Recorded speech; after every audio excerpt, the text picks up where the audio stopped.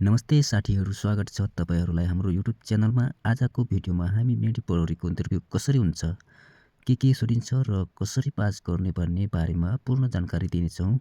Video अन्त्यसम्म हेर्नुहोला। लौ त अब भिडियोतर्फ लागौँ। सबभन्दा माथि छ मेडी पढौरी इन्टरभ्यू विवरण, त्यसपछि त्यो भन्नु तल छ इन्टरभ्यू किन लिन्छ। त्यसपछि यहाँ छ कागजात जाँचपछि उम्मेदवारको व्यवहार, अनुशासन र आत्मविश्वास मूल्याङ्कन गर्न र 2 मा छ शारीरिक तथा मानसिक रूपमा उपयुक्त छन् कि छैनन् हेर्न। मतलब इन्टरभ्यू किन लिन्छ भन्दाखेरि उम्मेदवारको व्यवहार, अनुशासन र आत्मविश्वास कस्तो छ र शारीरिक तथा मानसिक रूपमा कस्तो छ भनेर इन्टरभ्यू लिन्छ। इन्टरभ्यूमा के सोधिन्छ भन्दाखेरि सामान्य र छोटो प्रश्नहरू हुन्छन्, जस्तै आफ्नो नाम, ठेगाना, उमेर।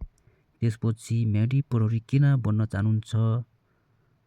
त्यसपछि देश, सेवा र निर्वाचन सुरक्षा बारे धारणा जान्नको लागि। त्यसपछि छ पहिले कुनै सुरक्षा सेवा अनुभव छ कि छैन भनेर सोध्छन्। दबाबमा काम गर्न सक्नुहुन्छ भनेर सोध्छन्। त्यसपछि आज्ञा पालन गर्न सक्नुहुन्छ भनेर पनि सोध्छन्। अब आफ्नो नाम र ठेगाना, उमेर तीर्थकसँग भन्नु पर्यो। त्यसपछि मेडी पढौरी किन बन्न चाहनुहुन्छ भने चाहनुभएको क्वेसनलाई भने तपाईँ जवाब दिनुहोला। म देशको सेवा गर्न चाहन्छु। देश, सेवा, निर्वाचन सुरक्षा बारे धारणा। त्यसपछि पहिले कुनै सुरक्षा सेवा अनुभव छ कि छैन, छ भने छ, छैन भने छैन यहाँ भन्नुहोला। दबाबमा काम गर्न सक्छु भन्नुहोला। त्यसपछि आज्ञा पालना गर्न सक्नुहुन्छ, सक्छु भनेर भन्नुहोला। ड्रेस कोड, अब पोसाक भन्दाखेरि सफा र सादा। त्यसपछि केटाले लगाउने अब प्यान्ट, सर्ट, सफा जुत्ता लगाउनु पर्ने हुन्छ। केटी भन्दाखेरि सादा कुर्ता, सर्ट, प्यान्ट, सुरुवाल कुर्ता पनि लगाएर जान सक्नुहुन्छ, सादा सर्ट प्यान्ट पनि लगाउन नसक्नुहुन्छ। त्यसपछि अत्याधिक सजावट नगर्नु होला भनेर भनेको छ। लिएर जानुपर्ने कागजातहरू अब के हुन् भन्दाखेरि नागरिकताको मूल प्रति प्लस फोटोकपी, नागरिकताको मूल प्रति प्लस फोटोकपी।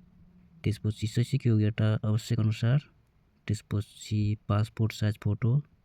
त्यसपछि आवेदन फारम भरेको, यो चाहिँ हामीले सँगै लाग्नुपर्ने हुन्छ।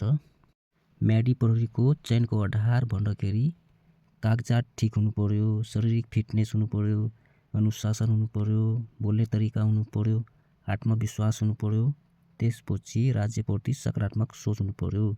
यही आधारबाट हामीलाई सेलेक्ट गर्दछन्। त्यही भएर ध्यान दिनुपर्ने कुराहरू यही पनि हुन्। अब चाहिँ मेडी पढौरीको इन्टरभ्यूमा पास कसरी गर्ने त। यहाँ चाहिँ इन्टरभ्यू पास गर्न टिप्सहरू।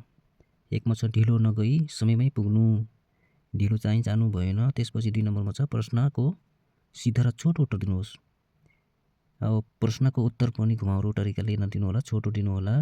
3 नम्बरमा छ डर नमान्नु, आत्मविश्वास देखाउनु। तपाईँहरू तिनीहरूको अगाडि डर नमान्नु होला, आत्मविश्वास देखाउनु होला। र 4 नम्बरमा छ मोबाइल फोन साइलेन्टमा गर्नु होला। आफ्नो मोबाइल भाइब्रेसनमा राखेर वा साइलेन्टमा राखेर जानु होला इन्टरभ्यूको लागि। त्यसपछि सम्मानजनक भाषा प्रयोग।